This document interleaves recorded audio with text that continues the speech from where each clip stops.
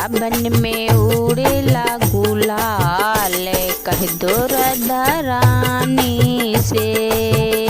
वृंदावन में उड़ेला गुलाल, कह दो राधा रानी से। कह दो राधा रानी से, कह दो राधा रानी से।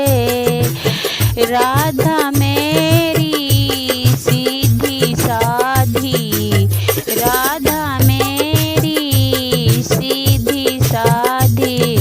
कृष्णा नाट्य खट गोपाल, कह दो राधा रानी से।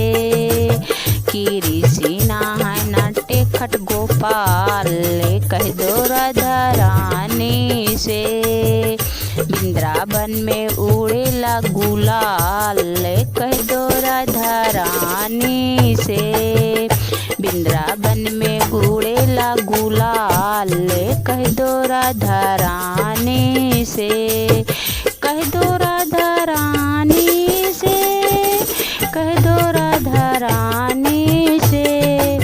राधा मेरी गोरी गोरी, राधा मेरी गोरी गोरी। कृष्णा है सांवले गोपाल, कह दो राधा रानी से। कृष्णा है सांवले गोपाल, कह दो राधा रानी से। कह दो राधा रानी से, कह दो राधा रानी से। वृंदावन में उड़ेला गुलाल, कह दो राधा रानी से।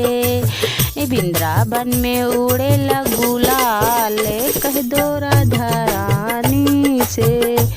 कह दो राधा रानी से, कह दो राधा रानी से।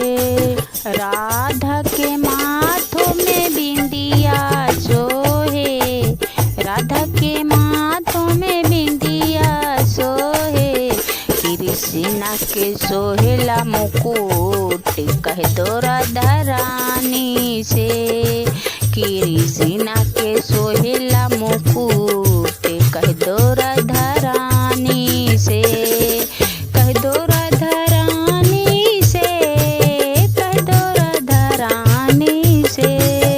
वृंदावन में उड़ेला गुलाल, कह दो राधा रानी से।